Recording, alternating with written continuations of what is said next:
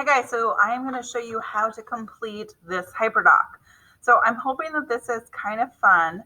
I have adapted this from another teacher's website, but the really funny thing is the stuff I already kind of did. So it says, oral tradition in West Africa, Hyperdoc, remember what you hear. In the background, you're seeing a kente cloth. So then what you're doing is you're using this kind of like your textbook. The Hyperdoc is your textbook, and then you're recording your answers on the attached Google Doc that has been assigned to you in Google Classroom. So if you look at the Google Doc, you're answering everything in a complete sentence unless otherwise directed. So each of these slides pretty much has something for you to do on the doc. So oral tradition in West Africa says, after watching slide 2's 2 videos showing griots, how would you describe a griot? Describe in 2 sentences using evidence from the video. So remember that evidence could be a quote, it could be something you saw, but make sure you're using actual evidence. So what you're doing here is you're reading about griots, and then you're watching. This is more of a performance, and then this is a TED Talk. I'm going to say this guy is amazing. I don't expect you to watch all 6 minutes of him playing instruments, but make sure you kind of skip along. It's amazing though, so a lot of people like it. The drumming skills are crazy impressive. Okay, so you're answering that question after watching 2 videos. Then in the third one, you're looking at African proverbs. So a proverb is a saying that teaches a deeper moral. So what you're going to do is you're going to pick one of these proverbs over here, and I think there's like 7 or 8, just real quick glancing at it. And then you're going to explain it in the Google Doc.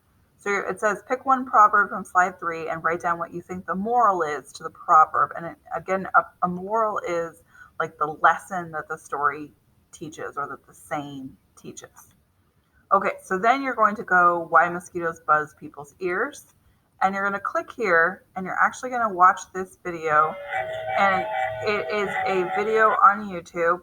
And you're going to answer these questions. So I have the questions next to where you're watching the video. So what is the meaning of this tale? In other words, what's the moral of the story? And again, that's the lesson.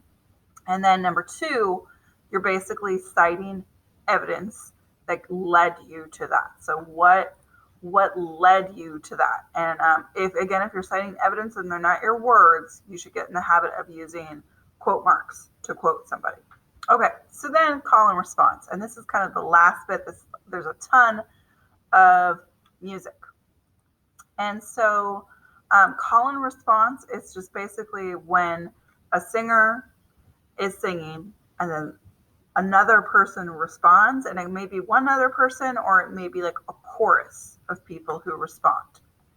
So then this is kind of fun, but there are 7 songs that I have here, plus I have one more African example that kind of show the evolution of call and response. And I'm not necessarily saying like this Jason Mraz song is like the best. It's just showing a more modern example. So I'm kind of more going from older style, and obviously this is a new video, but they're kind of doing the old style, to how it influenced reggae, to how it influenced the Beatles, to how, this is for Miss Neiman who loves Bon Jovi call and response, one of my favorites, Run DMC call and response, Adam Levine, no, this is not Mr. Harris, even though there is a weird striking resemblance, and then Jason Mraz. There are lots of other songs, but I had a hard time finding stuff that didn't have like swear words. And you'll notice that you hear call and response in country music and you hear it in rap and hip hop a lot too. Okay, so then what you're doing is it says, according to slide 6, what is the definition of call and response? Oh my gosh, I totally gave that answer away. Number 2, listen to the music examples on slide 7. And again, I don't expect you to listen to the whole song unless you want to. But what is an example of a song that most stood out to you? Why did that song stand out to you? And then slide 8, there are 4 questions.